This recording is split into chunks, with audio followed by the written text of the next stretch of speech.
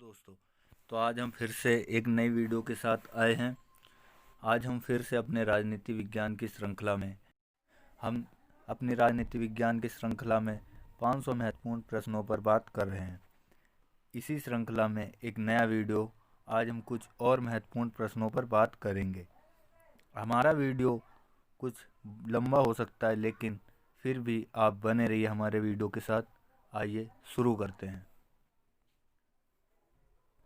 पहला प्रश्न, केंद्र सरकार किस अनुच्छेद के अंतर्गत राज्य सरकारों को निर्देश देती है? तो केंद्र सरकार अनुच्छेद 256 के अंतर्गत राज्य सरकारों को निर्देश देती है।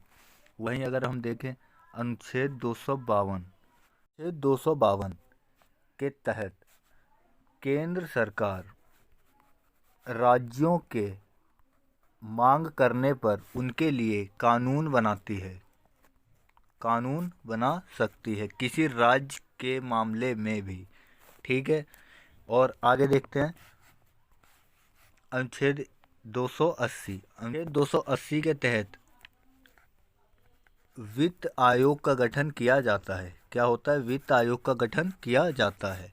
ठीक है, आगे देखते हैं अगला प्रश्न, अंतर्राज्यीय परिषद के गठन का प्रावधान संविधान के किस अनुच्छेद में दिया गया है? तो अंतर्राज्यीय परिषद के गठन का जो प्रावधान है वह अनुच्छेद 263 में दिया गया है। किसमें? 263 में दिया गया है। और इसी में हम अगले ऑप्शनों की बात करें तो अनुच्छेद 280 जैसे हमने देखा वित्त आयोग के गठन की बात करता है। किसके? वित्त आयोग के गठन का प्रावधान करता है। और वहीं अनुच्छेद 300 ए संपत्ति के अधिकार को एक कानूनी अधिकार मानता है। क्या? संपत्ति के अधिकार को एक कानूनी अधिकार माना जाता है। किसके तहत? अनुच्छेद 300 ए के तहत। ठीक है, अगला प्रश्न, भारतीय संविधान के किस अनुच्छेद के अंतर्गत वित्त आयोग का गठन का प्रावधान है? तो जैसा अभी हमने देखा वित्त आयोग के गठन का प्रावधान अनुच्छेद 280 के अंतर्गत होता है। वहीं अनुच्छेद 300 ए संपत्ति के अधिकार को एक कानूनी अधिकार बताता है। ठीक है, और वहीं 252 की बात की जाए तो अनुच्छेद 252 क्या कहता है? अनुच्छेद 252 क्या कहता है? अनुच्छेद 252 केंद्र को यह अधिकार देता है कि वह राज्यों की मांग करने पर राज्य सूची के विषय में भी कानून बना सकता है। ठीक है, तो अगला प्रश्न देखते हैं, भारतीय संविधान के किस अनुच्छेद के अंतर्गत संपत्ति के अधिकार को कानूनी अधिकार माना गया है? ठीक है, तो संपत्ति के अधिकार को कानूनी अधिकार अनुच्छेद 300 क के तहत माना जाता है। ठीक है, अगला प्रश्न, संविधान के किस अनुच्छेद के अंतर्गत राज्य और केंद्र लोक सेवा आयोग का प्रावधान किया गया है? 315 के तहत। किसके तहत? अनुच्छेद 315 के तहत। ठीक है, वहीं अनुच्छेद 360 की बात की जाए तो अनुच्छेद 360 के तहत आपातकाल, क्या आपातकाल, कौन सा वित्तीय आपातकाल लगता है? ठीक है, अनुच्छेद 360 के तहत। ठीक है, अगला प्रश्न, संविधान के किस अनुच्छेद के अंतर्गत राज्यसभा नई अखिल भारतीय प्रशासनिक सेवाओं की रचना कर सकती है? तो ये किसके तहत? अनुच्छेद 312 के तहत। किसके तहत? अनुच्छेद 312 के तहत राज्यसभा नई अखिल भारतीय सेवाओं की रचना करती है। ठीक है, नई अखिल भारतीय सेवाओं की रचना करती है। वहीं अगर इन्हीं ऑप्शनों में हम देखें तो अनुच्छेद 300 का, जैसे मैंने बताया, यह संपत्ति के अधिकार को एक कानूनी अधिकार बताता है। ठीक है, और वहीं अनुच्छेद 280 क्या है? इसके तहत वित्त आयोग का गठन किया जाता है। किसका? वित्त आयोग का गठन किया जाता है। ठीक है, अगला प्रश्न, संघ लोक सेवा आयोग के कार्यों का प्रावधान किस अनुच्छेद के अंतर्गत किया गया है? तो यह किसके तहत? अनुच्छेद 320 के तहत। किसके तहत? अनुच्छेद 320 के तहत किया जाता है। ठीक है, अगला प्रश्न, भारतीय संविधान के किस अनुच्छेद के अंतर्गत अनुसूचित जनजातियों के लिए एक राष्ट्रीय आयोग का प्रावधान किया गया है? तो यह किसके तहत आता है? किसके तहत? अनुच्छेद 338 ए के तहत। ठीक है, अगला प्रश्न,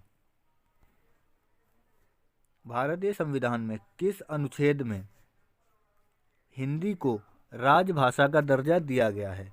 तो यह किसमें? अनुच्छेद 343 ए में। किसमें? 343 ए में। ठीक है, हिंदी को एक राजभाषा का दर्जा दिया गया है। ठीक है, और इसी में हम अगले ऑप्शनों की ओर बात करें तो अनुच्छेद 256 केंद्र और राज्य के बीच, अनुच्छेद 256, इस अनुच्छेद के तहत केंद्र सरकार राज्य सरकारों को निर्देश देती है। ठीक है, क्या देती है? निर्देश देती है। ठीक है, और इसी तरह अनुच्छेद 17 की बात करें तो अनुच्छेद 17 छुआछूत की बात करता है। छुआछूत की बात करता है। ठीक है, अगला प्रश्न, किस अनुच्छेद में यह कहा गया है कि संघ की राजभाषा हिंदी और लिपि देवनागरी होगी? ठीक है, तो यह किसमें क्या गया है? अनुच्छेद 343 में। किसमें? अनुच्छेद 343 में, कि केंद्र की जो राजभाषा होगी वह कौन होगी? हिंदी। लेकिन जो लिपि होगी वह कौन होगी? देवनागरी। ठीक है, अब देखते हैं अगला प्रश्न,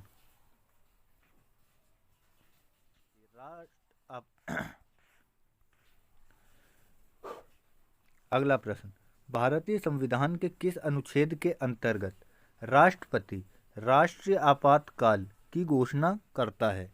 ठीक है, तो इसका आंसर क्या होगा? अनुच्छेद 352 के तहत। किसके तहत? अनुच्छेद 352 के तहत राष्ट्रीय आपातकाल लगाया जाता है।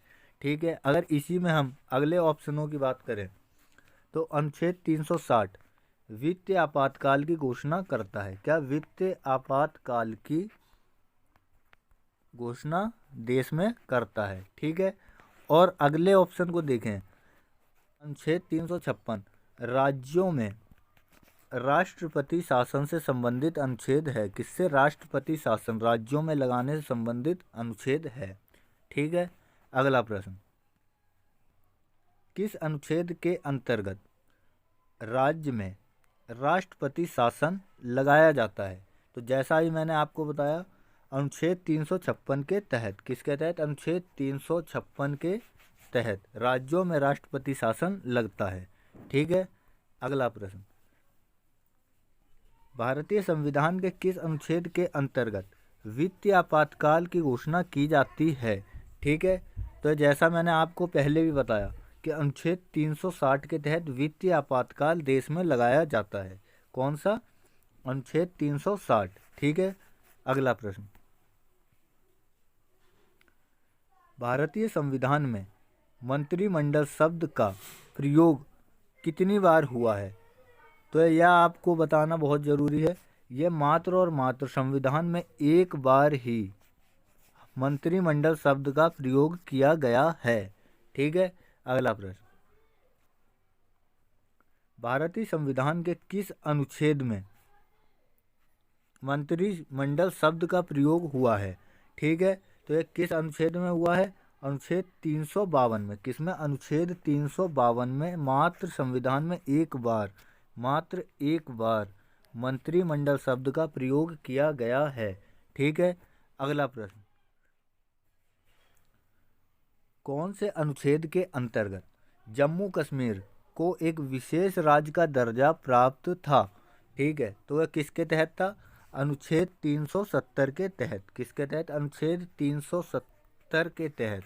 ठीक है, जो कि अब वर्तमान में हट चुका है, जिसके कारण जम्मू कश्मीर और लद्दाख दो अलग केंद्र शासित प्रदेश बन चुके हैं। ठीक है, और इसी में हम देखें अगले ऑप्शनों की ओर तो अनुच्छेद 371 क्या कहता है? नागालैंड को, किसे? नागालैंड को एक विशेष राज्य का दर्जा देता है। नागालैंड को एक विशेष राज्य का दर्जा देता है। ठीक है, अगला प्रश्न, किस अनुच्छेद के अंतर्गत संसद को संविधान में संशोधन करने का अधिकार दिया गया है? ठीक है, तो इसकी बात करें तो किसके तहत? अनुच्छेद 368 के तहत। किसके तहत? अनुच्छेद 368 के तहत संसद संविधान में संशोधन कर सकती है। ठीक है, संसद संविधान में संशोधन कर सकती है। अगला प्रश्न, किस अनुच्छेद के अंतर्गत नागालैंड को विशेष राज्य का दर्जा दिया गया है? तो जैसा कि मैंने आपको पहले बताया, किसके तहत? अनुच्छेद 371A के तहत। किसके तहत? अनुच्छेद 371A के तहत। ठीक है, नागालैंड को एक विशेष राज्य का दर्जा मिला हुआ है। ठीक है, वहीं अनुच्छेद 370A जैसा कोई अनुच्छेद ही नहीं है हमारे संविधान में। ठीक है, अनुच्छेद 370 जो था वह जम्मू कश्मीर से संबंधित अनुच्छेद था, जो कि अब समाप्त कर दिया गया है, जिसके द्वारा जम्मू कश्मीर और लद्दाख दो अन्य केंद्र शासित प्रदेश बन चुके हैं। ठीक है, अगला प्रश्न, किस अनुच्छेद के अंतर्गत भारत में उपाधियों को समाप्त किया गया है? तो ये किस अनुच्छेद के तहत? अनुच्छेद 18 के तहत समानता के अधिकार को लाने के लिए अनुच्छेद 18 का प्रयोग करके उपाधियों का अंत किया गया है। किसका? उपाधियों का अंत किया गया है। ठीक है, अगला प्रश्न, वहीं अनुच्छेद, इसी में हम बात करें तो अनुच्छेद 19A क्या कहता है?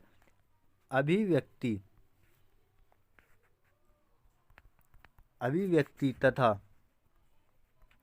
प्रेस की स्वतंत्रता की बात करता है। किसकी? प्रेस की स्वतंत्रता की बात करता है। ठीक है, कि हमें बोलने की आज़ादी है, लेकिन एक संवैधानिक तरीके से। किसके तहत? अनुच्छेद 19A के तहत। ठीक है, अगला प्रश्न, वहीं अगर इसी में हम देखें तो अनुच्छेद 19 भी समानता की बात करता है। किसकी? समानता की बात करता है, जिसके तहत छुआछूत को समाप्त किए जाने की बात कही जाती है। ठीक है, अगला प्रश्न, भारतीय संविधान के किस अनुच्छेद के अंतर्गत यह कहा गया है कि 14 साल से कम उम्र के किसी भी बच्चे को कारखानों या खनन कार्यों में काम करने के लिए आयोजित नहीं किया जाएगा? तो यह किसके तहत? अनुच्छेद 24 के तहत। किसके तहत? अनुच्छेद 24 के तहत बच्चों के शोषण से संबंधित एक अनुच्छेद है। ठीक है, बच्चों के शोषण से संबंधित एक अनुच्छेद होता है, अनुच्छेद 24।